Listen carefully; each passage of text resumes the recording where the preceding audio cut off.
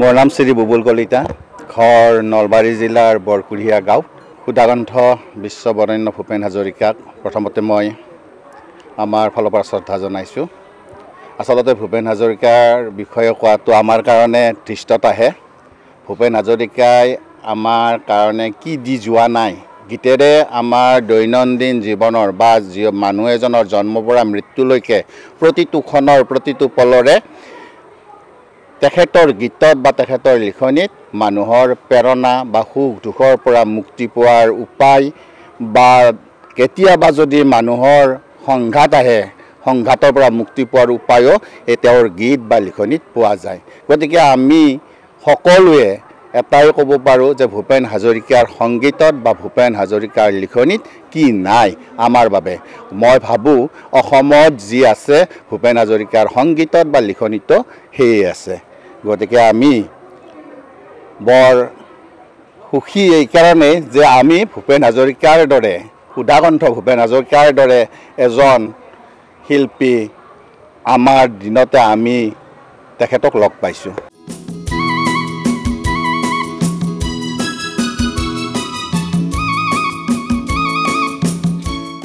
মোৰ নাম হীৰকজ্যোতি কলিতা, মোৰ ঘৰ নলবাৰী বৰভাগৰ কালাক গাঁৱত আৰু মই বিগিনিং চাউথ আমাৰ নাট্যদলটিক প্ৰতিনিধিত্ব কৰি আমি আহিছোঁ। ভূপেন হাজৰিকা দেৱ শ্ৰদ্ধাৰ এগৰাকী বিশ্ববিখ্যাত বন্দিত মহান মনীষী, বিশ্বৰত্ন তেখেত সুধাকণ্ঠ। গতিকে তেখেতৰ কথা কেইটামান শব্দত কোৱাটো হয়তো আমাৰ ভুল হ'ব। তথাপিও আপুনি যিহেতু সুধিছে যে আমাৰ 100 বছৰ সম্পূৰ্ণ হ'ব, ভূপেন দাৰ জন্ম জয়ন্তী 100 বছৰ সম্পূৰ্ণ হ'ব। ইতিমধ্যেই চৰকাৰৰ তৰফৰ পৰা বিভিন্ন ধৰণৰ কাৰ্যসূচী গ্ৰহণ কৰা হৈছে। আমি জ্ঞাত যে ইতিমধ্যেই কেন্দ্ৰীয় চৰকাৰে বা ৰিজাৰ্ভ বেংকে 100 টকীয়া এটা মুদ্ৰাও ইতিমধ্যে প্ৰৱৰ্তন কৰাৰ চিন্তা চৰ্চা কৰিছে। গতিকে ভূপেন হাজৰিকাদেৱৰ যি গান, তেখেতৰ যি কথা, যি তেওঁৰ যি ব্যক্তিত্ব, সেই ব্যক্তিত্বৰ আমি নৱপ্ৰজন্মই শিকিবলগীয়া বহুতখিনিয়ে আছে। আৰু যিহেতু আমি নতুন প্ৰজন্ম, সেই নতুন প্ৰজন্মৰ যুৱক যুৱতী, নতুন প্ৰজন্মৰ আজিৰ ল'ৰা ছোৱালীখিনিয়ে ভূপেন হাজৰিকাদেৱৰ, সুধাকণ্ঠ ডক্টৰ ভূপেন হাজৰিকাদেৱৰ সেই গীতখিনিক তেওঁলোকে আত্মিক উপলব্ধি কৰক আৰু সেই গীতৰ কথাৰে তেওঁৰ যি ব্যক্তিত্ব, সেই ব্যক্তিত্বৰে উদ্বুদ্ধ হৈ সমাজৰ বাবে কাম কৰক, আমি তাকে কামনা কৰিছোঁ।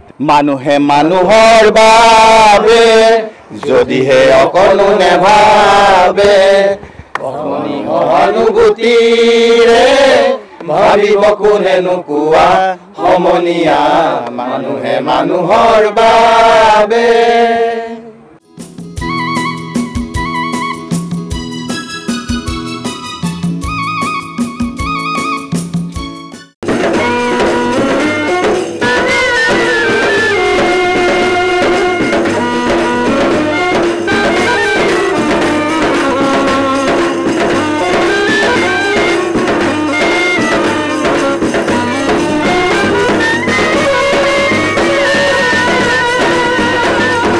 আমি দৰং মঙলদৈৰ পৰা আহিছোঁ। ভূপেন দাৰ আৰু এটি গীতৰ সুৰ আপোনালোকৰ পৰা পাম বুলি আশা কৰিছোঁ।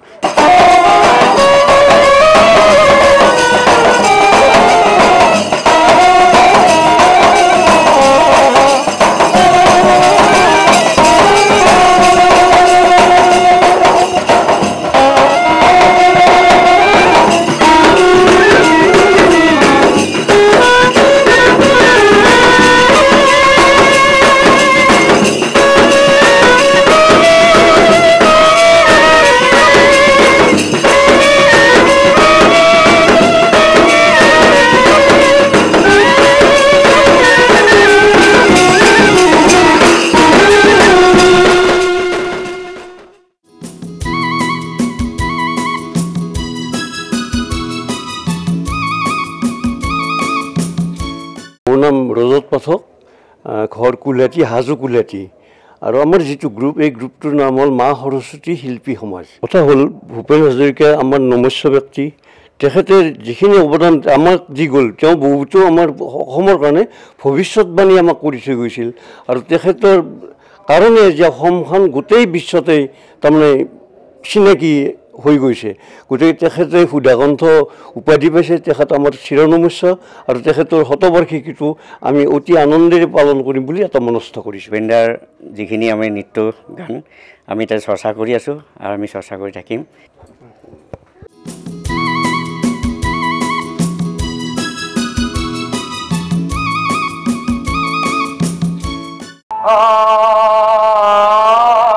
শুনো শুনো ৰে সুৰ বৈৰী প্ৰমাণা নিশা চৰণা শনিদানা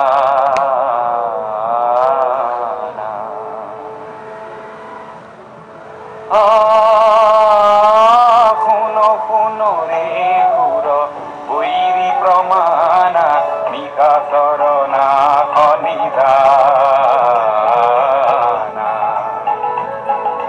ৰাম নাম যম সমৰ সাজিয়ে ৰাম নাম যম সমৰ সাজিয়ে সমদলে কয়লি পয়া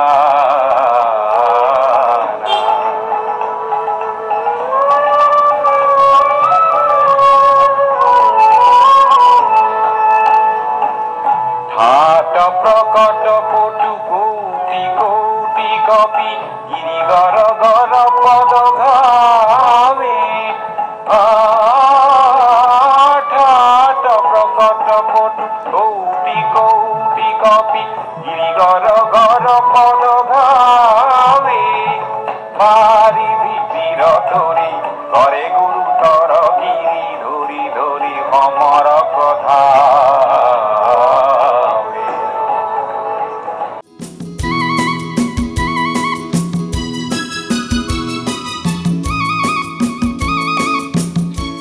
আই তোক কিহেৰে পুজিমে আই তোক চৰণে দুখানি আয়ো কিহেৰে পুজিমে তোক আয়ো জীৱন দি পুজিমে তোক আই তোৰ মৰমী কোলাতে আই মই জনমে লভিলো আয়ো কিহেৰে খুজিমে ধাৰ আয়ো জীৱন দি খুজিমে ধাৰ তেখেতক মই প্ৰণাম জনাইছোঁ তেখেতক মই মোৰ সংগীতৰ প্ৰথম গুৰু হিচাপে মানো মায়ে মোক সৰুৰে পৰা তেখেতৰ গান শিকাই শিকাই মোক শুৱাই থৈছিলে সেইবাবে তেওঁৰ মোৰ অতিকৈ প্ৰিয় গীত এটি মই তোমাৰ উশাহ গীতটি গাবলৈ চেষ্টা কৰিম তোমাৰ উশাহ কহুৱা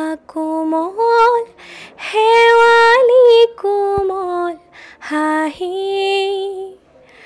হাঁহিয়ে হৃদয় হৰিলে শুনাই এটি কিবা মিঠা বাঁহী হাৰুণিয় চেনেহিৰে হঠাৎ ইমান লাহি তোমাৰ উশাহ কহুৱা কোমল শেৱালি কোমল হাঁহি ভূপেন হাজৰিকা বুলি ক'লে আচলতে আমাৰ সমাজ জীৱনৰ আমাৰ অসমীয়া সমাজ বা আমাৰ জীৱনৰ প্ৰতিফলন আচলতে তেখেত মোৰ গান হওক বহু আস্থাহীনতাৰ বিপৰীতে এক গভীৰ আস্থাৰ গান মোৰ গান হওক কল্পনা বিলাসৰ বিপৰীতে এক সত্য প্ৰশস্তিৰ ধ্যান মোৰ গান হওক বহু আস্থাহীনতাৰ বিপৰীতে এক গভীৰ আস্থাৰ গান কহুৱা বন মোৰ অশান্ত মন আল ফুল হাতেৰে লোৱা সাৱটি এটি এটি ক্ষণ যেন মুকুতাৰে ধন এনেও হেৰুৱালে নাহে উভতি